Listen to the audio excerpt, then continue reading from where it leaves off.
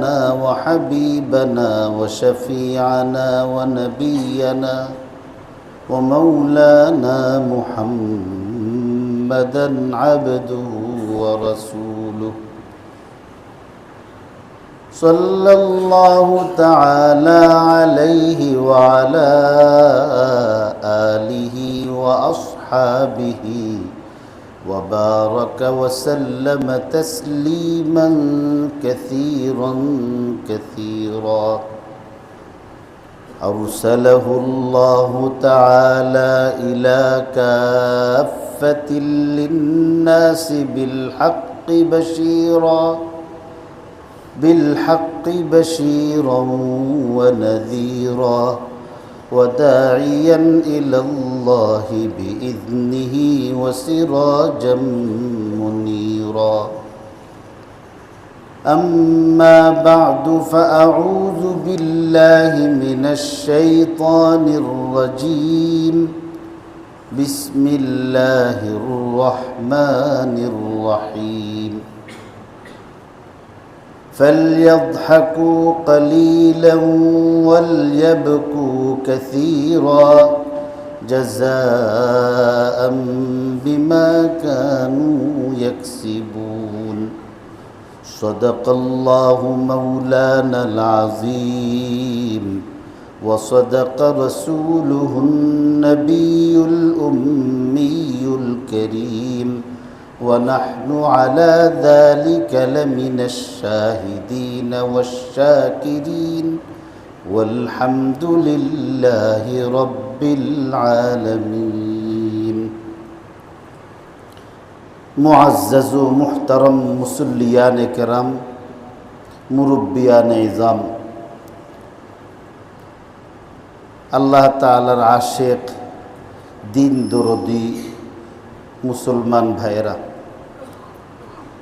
আল্লাহ পাক রব্বুল আলামিন মেহেরবানি করে আল্লাহর ঘর মসজিদে জুমার নামাজ পড়ার উদ্দেশ্যে আমাকে আপনাকে সমবেত হওয়ার যে তৌফিক দিয়েছেন, সকলেই আল্লাহ তাআলার শুকরিয়া আদায় করি আলহামদুলিল্লাহ। মুমিন মুসলমানের অন্যতম বৈশিষ্ট্য হলো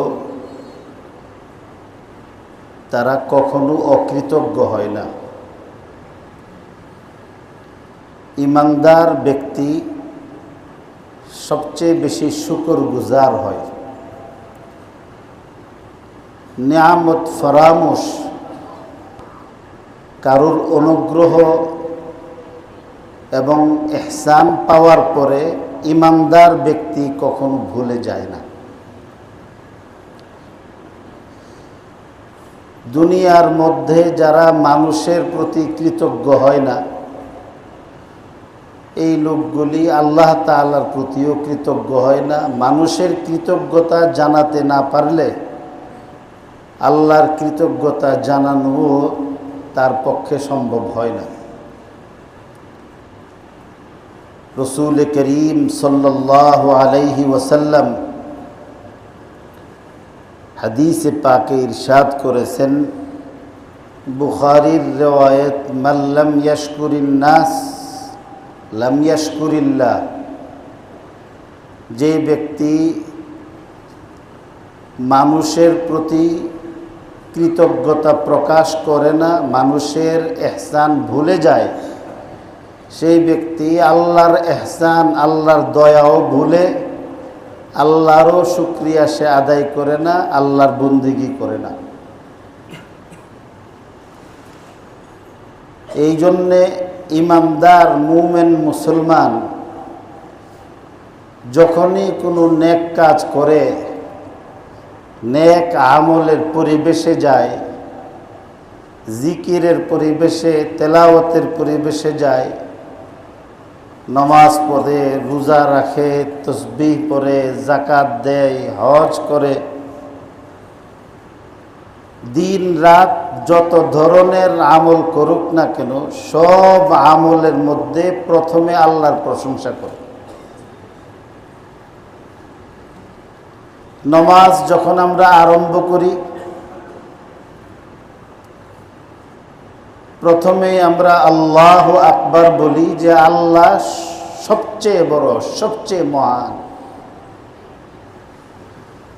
তো আল্লাহ তাআলা যে সবচেয়ে বড়, সবচেয়ে মহান, এটা তো স্বতঃসিদ্ধ কথা। আপনি বিশ্বাস করলেও বড়, না করলেও বড়। স্বীকৃতি দিলেও তিনি সবের বড়, না দিলেও সবের বড়। তাহলে আল্লাহু আকবার কেন বলতেছেন?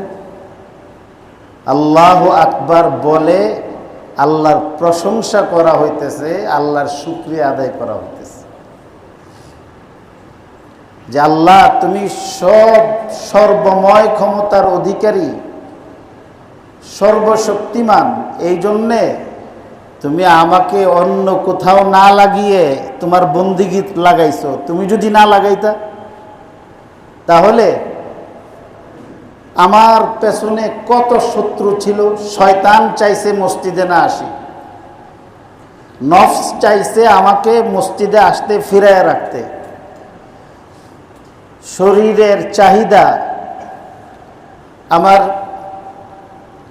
আমাকে ফিরায় রাখার চেষ্টা করছে, ঘরের চাহিদা আমাকে ফিরায় রাখার চেষ্টা করছে, ব্যবসা বাণিজ্য দোকান পাট আমাকে ফিরায় রাখার চেষ্টা করছে, আত্মীয় স্বজন আমাকে ফিরায় রাখার চেষ্টা করছে, বউ বাচ্চার চাহিদাও আমাকে ফিরায় রাখার চেষ্টা করছে।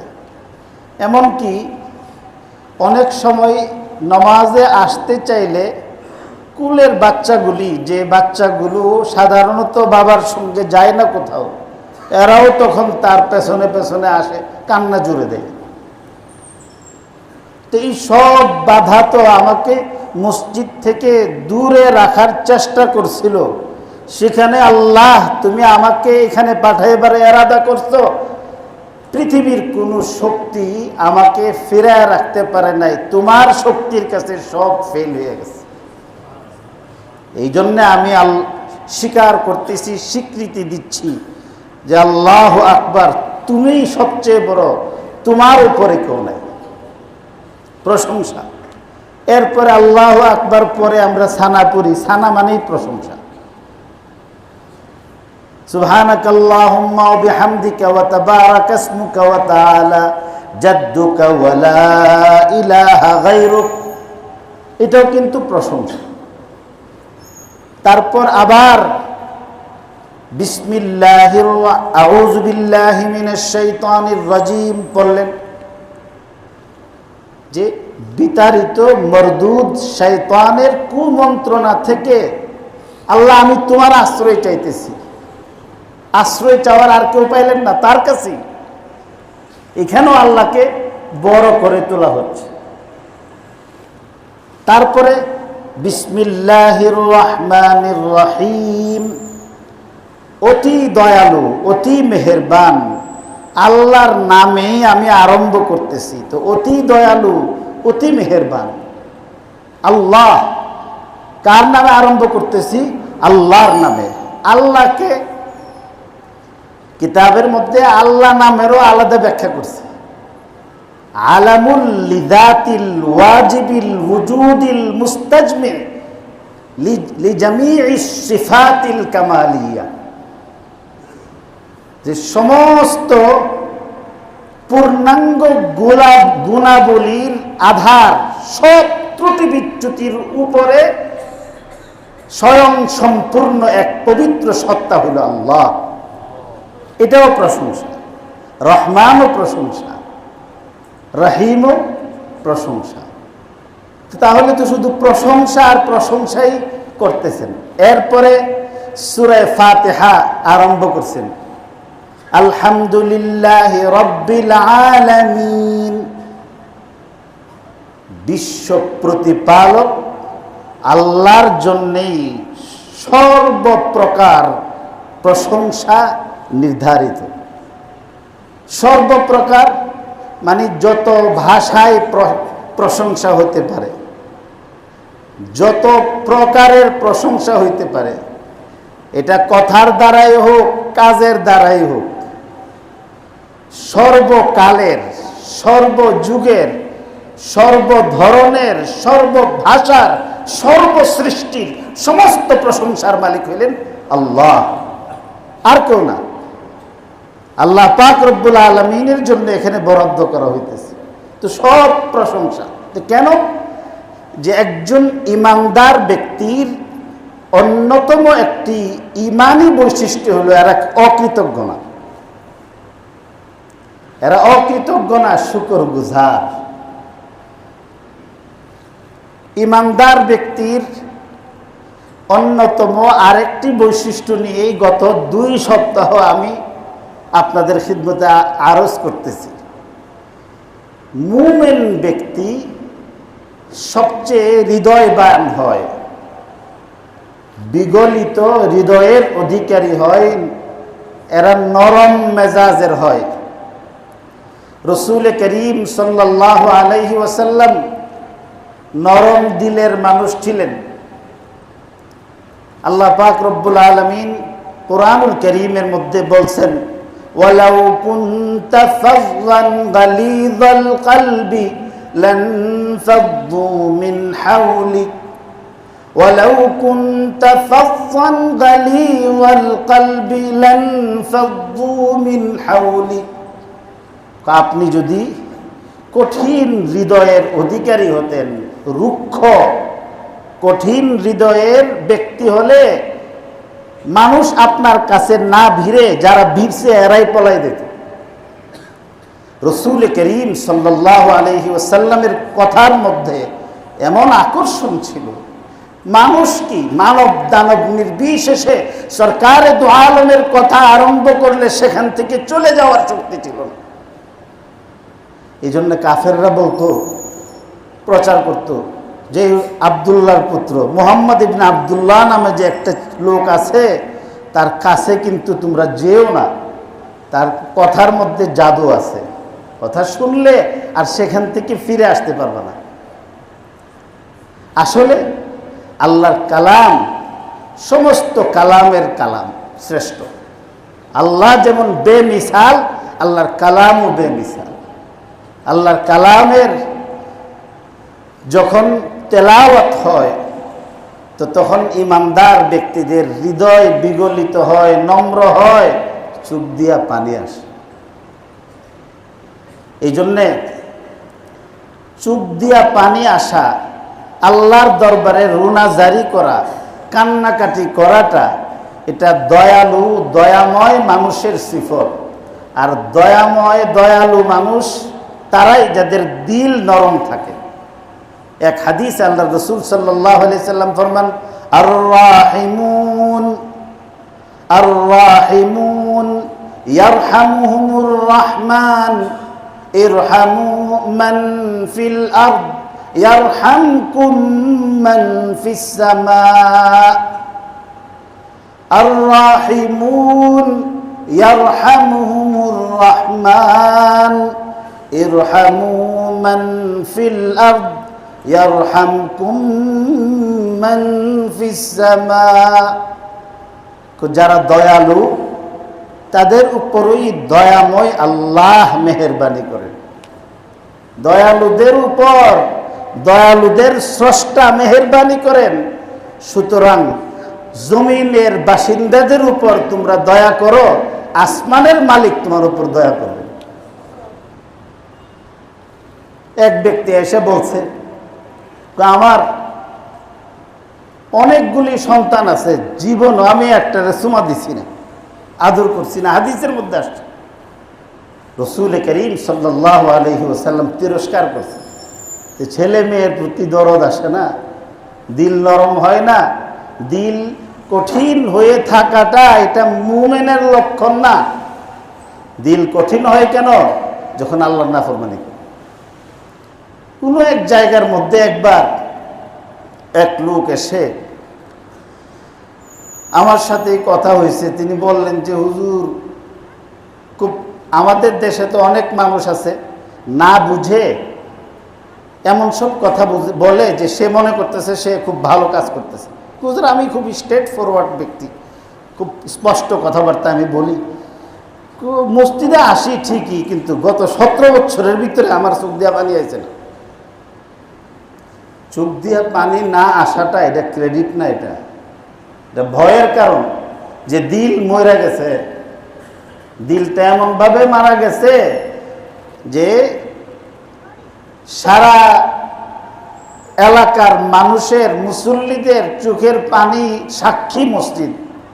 ওই মসজিদে ক্রন্দনকারী মুসল্লিদের জমাতে আসার পরও আপনার কান্না আসে না, এটা তো ভয়ের কথা। একজন ইমানদার ব্যক্তির কান্না এমন হওয়া চাই যে কান্নার দ্বারাতে আসমানের মালিকের দয়া সৃষ্টি হয়, মানুষ ছাড়া অন্যান্য মাখলুকাতের উপরও যেন এটার আসর পড়ে। হযরত আবু আব্দুল্লাহ আন্দলুসি রহমতুল্লাহ আলাইহির ঘটনা বলেছি, এখানেই বলছি আমি। তিনি মুরতাদ হয়ে গেছিলেন। মুরতাদ হয়ে যাওয়ার পরে আল্লামা শিবলি ফুরকানি রহমতুল্লাহ আলাইহির মতো বড় বড় মহান ব্যক্তি, ওনার শিষ্য চেষ্টা করছেন ফিরিয়ে আনার জন্য, পারেন নাই। ফিরে আনতে চাইছে, পারে নাই। তো শেষ পর্যন্ত শাগরিদরা উস্তাদরে ইমানের লাইনে ফিরিয়ে আনার জন্য শেষ চিকিৎসা আরম্ভ করছে, আল্লাহর দরবারে কাঁদতে শুরু করছে। উস্তাদের কাছে গিয়ে বলছেন যে হুজুর, আপনি না হাফেজে কোরআন, কোরআন শরীফ মুখস্থ আসেনি? সব ভুলে গেছি, একটা আয়াত মুখস্থ আছে, وَمَنْ يَبْتَغِ غَيْرَ الْإِسْلَامِ دِينًا فَلَنْ يُقْبَلَ مِنْهُ وَهُوَ فِي الْآخِرَةِ مِنَ الْخَاسِرِينَ। ইসলাম ধর্ম ব্যতীত মুক্তির জন্য অন্য কোনো তন্ত্রমন্ত্র ধর্ম যদি কেউ ইখতিয়ার করে, এটা আল্লাহ পাক কবুল করবেন না, পরকালে সে ক্ষতিগ্রস্ত হবে, জাহান্নামে হবে। উনি তো ইসলাম ছাড়ছেন, খ্রিস্ট ধর্ম গ্রহণ করছেন। হাফেজ কোরআন, হাফিজুল হাদিস, যিনি লক্ষাধিক হাদিস, বুখারী শরীফ না শুধু, বুখারী শরীফে তো ৭,০০০ হাদিস নাই, তো লক্ষাধিক হাদিস যিনি মুখস্থ করছেন এবং মুখস্থ আছে, তাফসীরের যিনি হাফেজ, বড় বড় বুজুর্গ আল্লাহ ওয়ালা, যার শিষ্য শাগরিদ ছাত্র, আল্লাহ পাক নারাজ হয়ে গেছেন, পথ ছেড়ে দিয়েছে।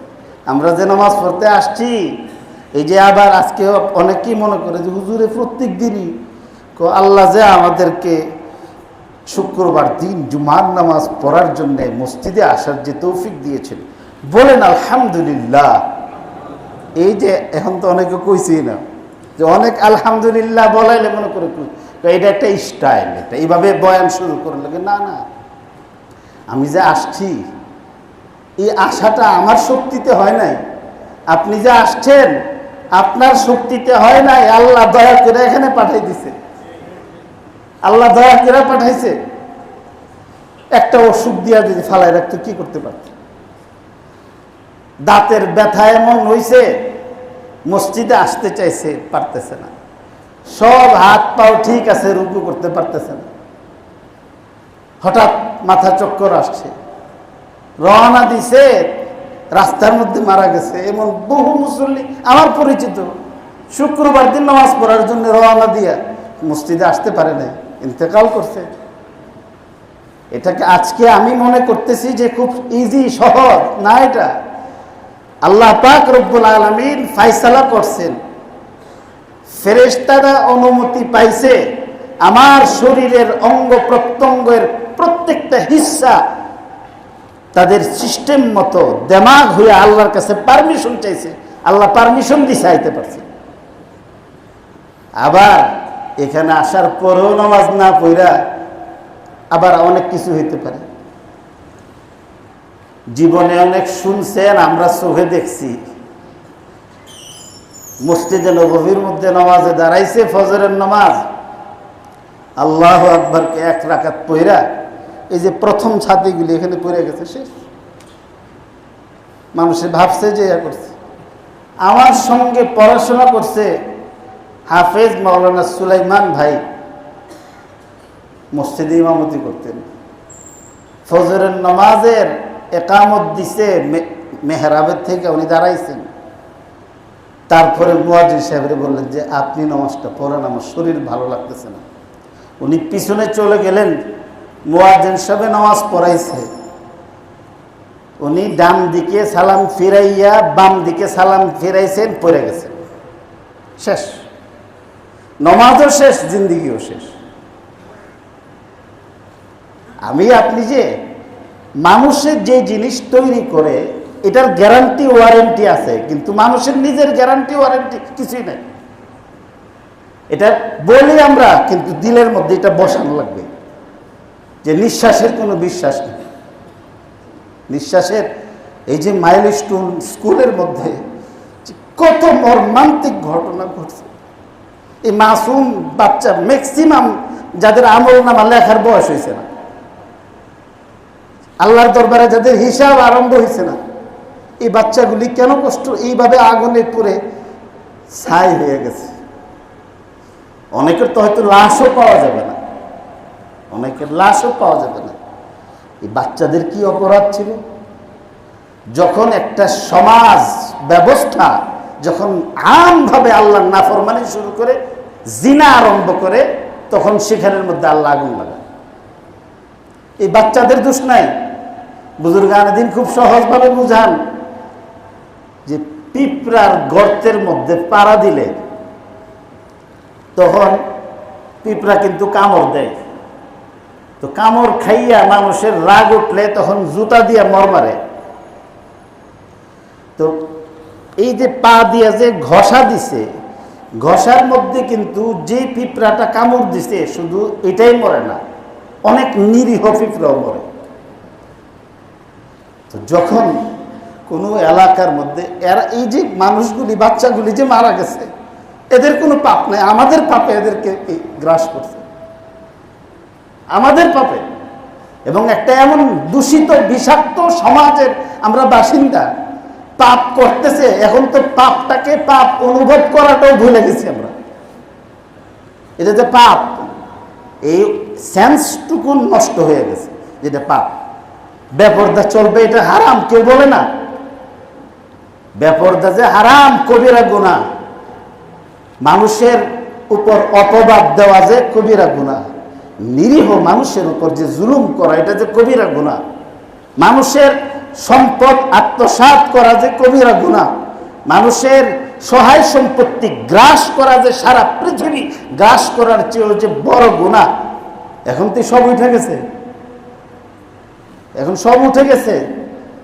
বাজারের মধ্যে বাদাইম্মা কুত্তা যেমন একটা আরেকটার পেছনে লাগে, আমাদের জিন্দিগি এমন হয়ে গেছে। আমার মতের সাথে না মিললেই আরেকজনের পিছনে আমার লাগতে হবে। এটা তো ইমানদারের কাজ না, এটা ইমানদারের কাজ না, মুসলমানের কাজ না। মুসলমান তো দূরের কথা, একটা সুস্থ বিবেক সম্পন্ন মানুষের কাজ হইতে পারে না এটা, যে একটা সমাজে বসবাস করব। দেখেন, বিশিষ্ট বড় বুজুর্গ, আমি তো এক কথায় আরেক কথায় যাইতেছি, হযরত আব্দুল্লাহ ইবনুল মুবারক রহমতুল্লাহ আলাইহি। আব্দুল্লাহ ইবনুল মুবারক রহমতুল্লাহ আলাইহি হাদিস শাস্ত্রের বিশাল বড় মুহাদ্দিস ছিলেন।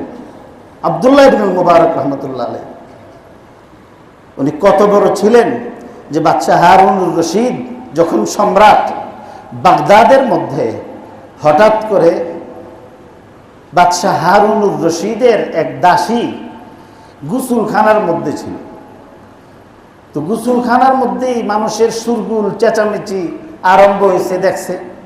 তো সে উপরের ভেন্টিলেটর দিয়ে একটু তাকাইছে, দেখে যে মানুষ আর মানুষ, ঈদের মধ্যে এইভাবে মানুষ হয় না। তো উনি তাড়াতাড়ি গোসল করে বের হলেন। বের হয়ে জিজ্ঞাসা করলেন যে আজকে বাগদাদে কি হলো? আজকে বাগদাদে কিছুই হয় নাই। বিশিষ্ট মুহাদ্দিস হযরত আব্দুল্লাহ ইবনুল মুবারক রহমতুল্লাহ আলাইহি আজকে এই শহরে আসছেন, ওনার সঙ্গে মোলাকাত করার জন্য মানুষের এমন ভিড় হয়েছে।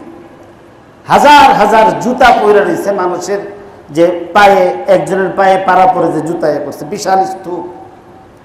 তো বাদশাহ হারুনুর রশিদের ওই দাসী বলতেছে, বাদশাহ হারুনুর রশিদ কি বাদশাহ? আসল বাদশাহ তো এখানে। বাদশাহ হারুনুর রশিদের একটা মিটিং করতে গেলে পয়সা দিয়ে আনন্দ লাগে, আর আব্দুল্লাহ ইবনে মুবারকের সঙ্গে মোলাকাত করার জন্য নিজের শরীরের খেয়াল নাই, পঙ্গপালের মতো মানুষ আছে। তিনি সিহা সিত্তার এমন কোন কিতাব নাই যেখানে আব্দুল্লাহ ইবনে মুবারকের রওয়ায়াত নেই। ওনার আব্বা গোলাম ছিলেন, ওনার আব্বা গোলাম ছিলেন।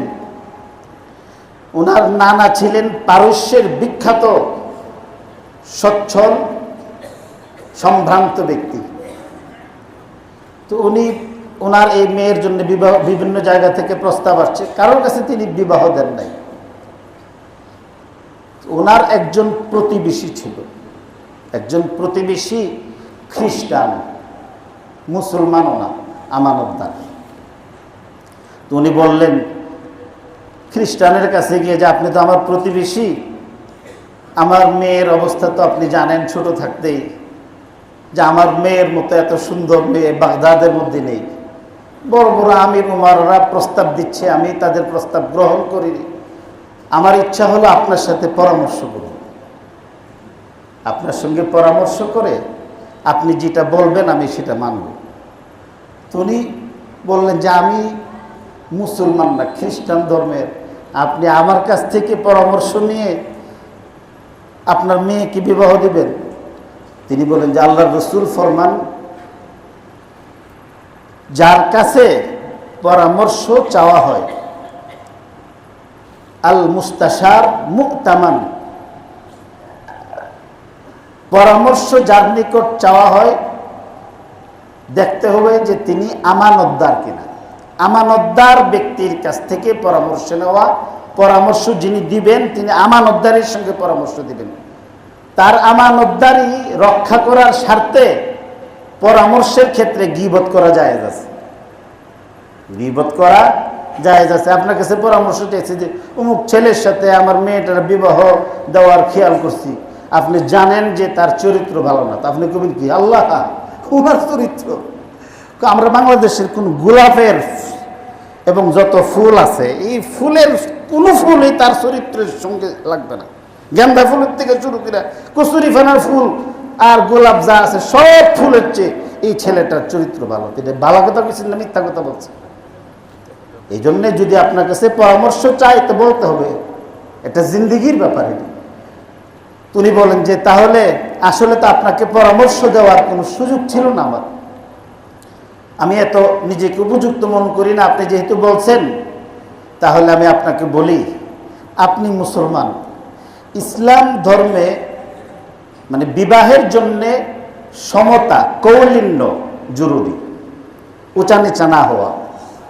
এখন দুইটাকে সমকক্ষ করবেন কিসের আলোকে? ইসলাম ধর্ম বলছে দিনদারির আলোকে, দিনদারির আলোকে।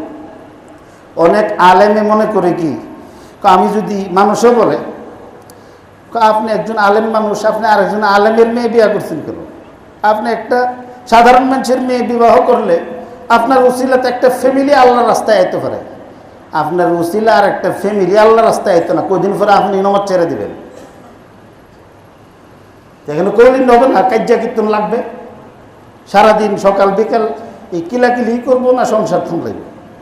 এই জন্যে কৌলিন্য জরুরি। তিনি বললেন যে মুসলমানদের মধ্যে সমতার নির্বাচন হয় দিনদারির মাধ্যমে,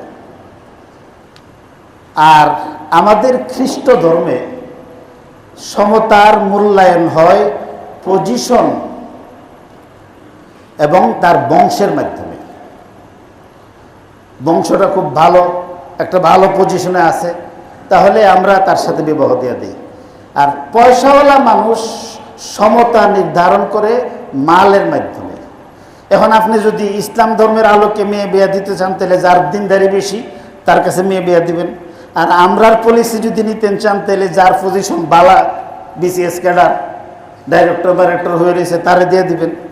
আর যদি টাকাওয়ালাদের মানদণ্ডে মেয়ের স্বামী নির্বাচন করতে চান তাহলে যার টাকা আছে তার কাছে বেশি দিবেন। তখন ওনার নানার ঘরের মধ্যে কাজ করত মুবারক নামে একজন গোলাম, অনেক বড় আলেম ছিলেন, আখলাকের মধ্যে কোনো ত্রুটি নাই, আমলের মধ্যে ত্রুটি নাই, এলেমের কোনো কমতি নাই। আমির উমারাদের কাছে বিবাহ না দিয়া উনি তখন ওনার ঘরের যে গোলাম আছে মুবারক নামের সে গোলামের কাছে ওনার সবচেয়ে সুন্দরী আদরের মেয়ে বিবাহ দিছে। ওই মেয়ের ঘরে মুবারকের দ্বারা আল্লাহ আব্দুল্লাহ ইবনুল মুবারকের মতো মহান ব্যক্তির দুনিয়ার পাঠাইছে। একজন ইমানদার ব্যক্তি তো আপনার গোলাম কেউ কি করে মূল্যায়ন করে, তারও মূল্যায়ন করে, তার কথারও দাম থাকে। আর আমরা যে সমাজের মধ্যে চলতেছি, বাপের কথা ছেলে মানতে চায় না, স্ত্রী স্বামীর কথা মানতে চায় না, তারপরে হালাল হারামের কথা যদি কোনো জায়গার মধ্যে মাসাইল যদি আলোচনা করা হয় তাহলে অনেকেই দুঃখ প্রকাশ করে, যে মনে হয় আবার আমাকে ইন্ডিকেট করে, আমাকে উনি ইঙ্গিত করে কথা বলতেছে কিনা, নারাজ হয়। বেশিরভাগ আমরা ফাজাইলের ওয়াজ করি, এই ফাজাইলের ওয়াজ করতে করতে মাসাইল থেকে এত দূরে সরে গেছি। এখন তো রাজনৈতিক দল বলেন, অরাজনৈতিক দল বলেন, সারা দেশের মধ্যে এই যে মামলা মোকদ্দমার নামে একটা শ্রেণী আর একটা শ্রেণীর উপর যেভাবে উঠে পড়ে লাগছে, এটা যেন মনে হয় যে এই দেশের মধ্যে একটা অশুভ শক্তি, বিদেশি কোনো মানুষ বসবাস করতেছে আর কিছু দেশি মানুষ আছে, দেশের মধ্যে দুইটা ভাগ হয়ে মারামারি করতেছে। এইভাবে যে একজনের পিছে আরেকজনের মামলা, হাজার হাজার মিথ্যা মামলা দিতেছে, হাজার হাজার মিথ্যা মামলা দিতেছে, বাড়িতে উঠতে পারতেছে না, কথাও বলতে পারতেছে না। এটা মুমিনের কাজ না। এইভাবে যখন জুলুম আরম্ভ হয়েছে, তো এই জুলুমের বিচার হিসাবে এই মাসুম বেগুনা বাচ্চাগুলি আগুনে পুড়ে মরতেছে। আল্লাহর কাছে আমরা তওবাও করি না। এই জন্যে কোন দলকে আল্লাহ, কোন দলের খান্না আল্লাহ, কারোর রক্ত চক্ষুকে আল্লাহ পরোয়া করেন না। যে আল্লাহ ওঠাইতে পারে আল্লাহ নামাইতেও পারে, যে আল্লাহ ওঠাইতে পারে সে আল্লাহ নামাইতেও পারে। আরেকটা কথা বলি, তারপরে মূল কথায় যাব। সুলতান মাহমুদ গজনভী রহমতুল্লাহ আলাইহি যুদ্ধের ময়দান থেকে ইয়াজ রহমতুল্লাহ আলাইহি ধরে আনছিলেন। উনি পরে বাদশাহ হয়েছিল। উনি যখন বিচার কার্যে এজলাসে যখন বসতেন, বসার আগে আধা ঘন্টা সময়, আধা ঘন্টা উনি কারোর সঙ্গে কথা বলতেন না। উনি একটা কামরার মধ্যে ঢুকতেন, এজলাসে ওঠার আগে উনি এটা খুলতেন, আধা ঘন্টা সেখানে সময় কাটাইতেন, আবার বের হয়ে তালা লাগায় রাখতেন। যাওয়ার সময় তার এক হাল হইতো, আর বের হওয়ার সময় তার মধ্যে এমন গাম্ভীর্য ব্যক্তিত্ব ফুটে উঠত যে তার আশপাশের লোকজন তার চেহারার দিকে তাকাইতে পারত না। তো একবার ওনার কাছের কোনো এক উপদেষ্টা বললেন যে জাহাপনা, সবাই ভয় পায় আপনাকে, আপনি বিচার কার্য আরম্ভ করার আগে, চেয়ারে বসার আগে এই কামরার ভিতরে কি করেন, যদি মেহেরবানি করে আপনি জানাইতেন। উনি বলেন যে আমি এই কামরার মধ্যে গিয়ে আমি আমাকে খুঁজে ফিরি, আমি আমাকে দেখতে যাই সেখানে। তখন তিনি বলেন, আমি সেই ইয়াজ, যেই ইয়াজকে সুলতান মাহমুদ গজনভী রহমতুল্লাহ আলাইহি যুদ্ধের ময়দান থেকে গোলাম হিসাবে বন্দি করে আনছিল। আমার শরীরের মধ্যে কোনো পোশাক ছিল না, একটা গেঞ্জি আছিল সিরা। তা আমি এই সিরা গেঞ্জিটারে যত্ন করে এই কামরার মধ্যে আমি এখনো রেখে দিয়েছি। তা আমি যখন বিচার করতে যাই, তা আমি আমার এই গেঞ্জিটারে আমি উলট পালট করে খালি দেখি, আর আমার সেই স্মৃতি স্মরণ করি যে আল্লাহু আকবার, আল্লাহ যে কত বড় ক্ষমতাবান, যে যুদ্ধের ময়দানের ধরা খাওয়া এক গোলাম ইয়াজরে আজকে মস্তদে বসাইছে। তা আমি যখন এটা দেখি, তো দেখার পরে এখান থেকে আমার দিল থেকে আমাকে তখন উপদেশ দেয়, ইয়াজ, যুদ্ধের ময়দানের সিরা গেঞ্জি পরা ধরা খাওয়া গোলাম এই আজরে যে আল্লাহ বাদশাহ বানাইছে, মস্তদে বসাইছে, সে আল্লাহ এর চেয়ে আরো দ্রুত সময়ে সিরা গেঞ্জি পরাইয়া রাস্তা ভাসাই দিতে পারে, পারে না? এই জন্যে কোনো দলের পক্ষে বলছি না, কোনো দলের পক্ষে বলছি না, ইমানের স্বার্থে বলছি। টঙ্গী এলাকার মধ্যে যেহেতু আমরা এই মসজিদে নামাজ পড়ি, রাজনীতি করেন, সুস্থ রাজনীতি করেন, সমাজ দিয়ে চলেন। মুসলমান সমাজের মধ্যে শুধু মুসলমান না, অমুসলিমরাও বসবাস করতে পারে। মুসলিম সমাজে অমুসলিমরাও নিরাপদ থাকে, সবচেয়ে নিরাপদ থাকে,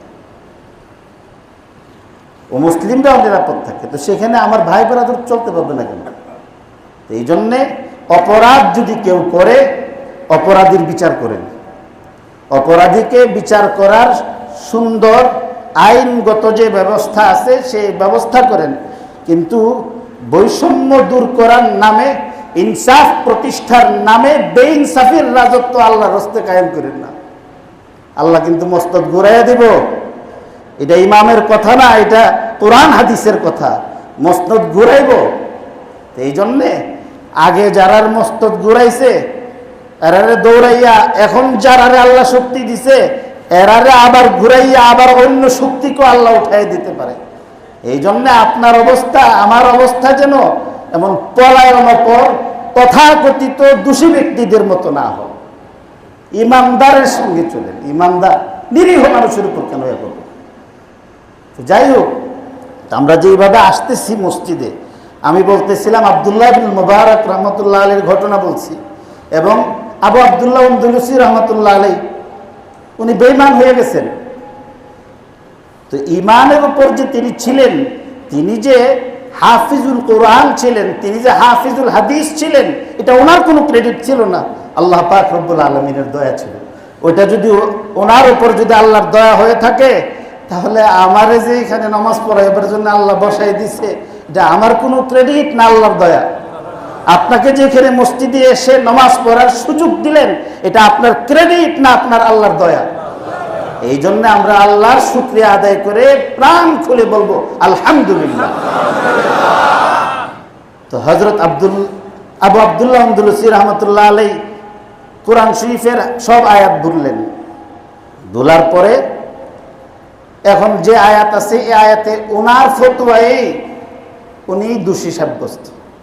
লক্ষাধিক হাদিস মুখস্থ বললেন যে হুজুর হাদিস কোন মুখস্থ আছে? কোন? সব ভুলে গেছি, একটা হাদিস মুখস্থ আছে। কোনটা? মান বাদ্দালা দীনাহু ফাকতুলু। ইসলাম ধর্ম গ্রহণ করার পরে যে ধর্ম ছেড়ে দিয়েছে তাকে হত্যা করে ফেলো, মানে উনি ওনাকেই হত্যা করার ফায়সালা দিতেছে। তো তখন ওনার শাগিরিদরা কাঁদছেন, এমনভাবে কাঁদছেন যে উনি যে শূকর গুলি চড়াইতেন স্পেনের এই যে ফসলের মাঠে, এই ওনার শূকরগুলি পর্যন্ত ইমানদার আল্লাহ ওয়ালা আলেমদের কান্নাকাটি দেখে এরাও উপরের দিকে হাত পা নাড়াচাড়া করে চোখের পানি ফেলছে। আল্লাহ তাআলা তাকে ফিরায় আনছেন, আল্লাহ তাকে ফিরায় আনছেন। ঘটনা আমি বলছি। তো এই যে গুমরাহি থেকে আবার যে ফিরে আসলো কিভাবে, আল্লাহর দরবারে চোখের পানি ফেলাইছে পড়ে। হায়দ্রাবাদ আছে না পার্শ্ববর্তী রাষ্ট্রে, ভারতের একটা জায়গার নাম হায়দ্রাবাদ। হায়দ্রাবাদে একবার বন্য শূকরের অত্যাচার আরম্ভ হইল। অত্যাচার এমনভাবে আরম্ভ হয়েছে যে এর কারণে ফসল টসল রাখতে পারে না। শেখুল ইসলাম হযরত মাওলানা হুসাইন আহমদ মাদানী রহমতুল্লাহ আলাইহি ঘটনা বলছেন। তো বাদশার কাছে সবাই ফরিয়াদ নিয়ে গেছেন যে এদের অত্যাচারে থাকতে পারি না। তো তিনি বললেন যে একটা কাজ করো, এদের বিরুদ্ধে একটা অ্যাকশন নিছে। কিভাবে? যে একটা নদীর পাশেই এই জঙ্গল ছিল, তো চারিদিক থেকে জঙ্গলের চারিদিক ঘিরে, আমাদের তুরাগ নদীর মতোই মনে করেন যে এদিকে আছে, তো পুরা টঙ্গী বাজারটাকে এইভাবে ঘেরাও দিয়ে, মানে এই পুরা চারিদিক থেকে আগুন লাগাই দিছে। তো এখন যদি এরা পেছনের দিকে যায় তো আগুনে পুরা মরব, আর যদি আগুন থেকে বাঁচতে চায় তাহলে পানিতে পুরা মরব। তো যখন এইভাবে আগুন লাগাই দিছে, শেখুল ইসলাম হযরত মাদানী রহমতুল্লাহ আলাইহি এর আয়াত বর্ণনা করছেন, ভারতের ঘটনা। যখন আগুন চারিদিকে লেগে গেছে ধাও ধাও করে, তো এই অবলা শূকরগুলি আল্লাহর সৃষ্টির মধ্যে সবচেয়ে নিকৃষ্ট, যার কোন সৃষ্টির সারা শরীর নাপাক না, শূকরের সারা শরীর নাপাক, কুকুরের শরীর নাপাক না, মুখটা নাপাক। চারিদিক থেকে আগুন লাগাই দেওয়ার পরে এই সবগুলি যখন আর বাঁচার কোনো পথ দেখে নাই, এই সবগুলি একত্রিত হয়ে একটা জায়গার মধ্যে এসে মাটিতে গড়াগড়ি করে চিৎকার শুরু করছে, হাত পা উপরের দিকে নাড়াচাড়া করে।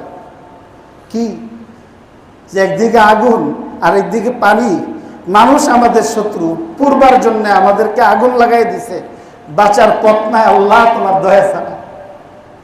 হযরত মাদানী রহমতুল্লাহ আলাইহি বলেন যে এই শূকরগুলি যখন চিৎকার শুরু করছে, কান্নাকাটি শুরু করছে, আসমান থেকে এমন মুষলধারে বৃষ্টি হয়েছে, কিছুক্ষণের মধ্যে এই সব আগুন নিভে গেছে। চোখের পানি এটা এত কঠিন জিনিস। হাদিস পাকে রাসূল করিম সাল্লাল্লাহু আলাইহি সাল্লাম ফরমান যে গুনাহ যদি একটা হিমালয় পর্বতের মতো পৃথিবীর সর্বোচ্চ উঁচা পাহাড়ের সমান হয়ে যায়, আর এটা যদি লবণের হয় আর গুড়ার মধ্যে যদি পানি লাগাই দেওয়া হয় তো এই লবণ গলে যায়। তো একটা মানুষের গুনাহের পাপ আর অপরাধ করতে করতে তার পাপ যদি আকাশ চুম্বি হয়ে যায়, চোখের পানি যদি তার গোড়ার মধ্যে লাগাই দেওয়া যায়, আল্লাহ এগুলি মাফ করে দেন। যত বিপদ আছে, এই জন্য বুজুর্গানে দিন বলেন যে দেখেন আসমানে যদি কান্দে তাহলে জমিনের মধ্যে ফসল হয়, বাচ্চা যদি কান্দে মা দুধ দেয়। হযরত ইসমাইল আলাইহিস সালাম কাঁদছিলেন, জমজম পানি বাহির হয়েছে। হযরত আদম আলাইহিস সালাম কাঁদছিলেন, আল্লাহ তওবা কবুল করছে। হযরত ইব্রাহিম আলাইহিস সালাতু ওয়াস সালাম কাঁদছিলেন, আল্লাহ কিয়ামত পর্যন্ত আগত সমস্ত হাজী সাহেবদের খানার ইন্তজাম করে দিয়েছে। এইভাবে চোখের পানি যদি ফেলানো যায় তাহলে আল্লাহ তাআলা খুশিও হন। চোখের পানি দিয়ে যদি চোখের এই পাপড়ি যদি ভিজে, হাদিস শরীফের মধ্যে আছে হাসরের দিন এই পাপড়ির চুল, চোখের পানিতে ভিজা এই চুলটা আল্লাহর কাছে ফরিয়াদ করে সেই ব্যক্তির নাজাতের ফয়সালা করে। তো মুমিন মুসলমানদের অন্যতম একটা মিরাস, একটা আখলাক হলো কান্দন।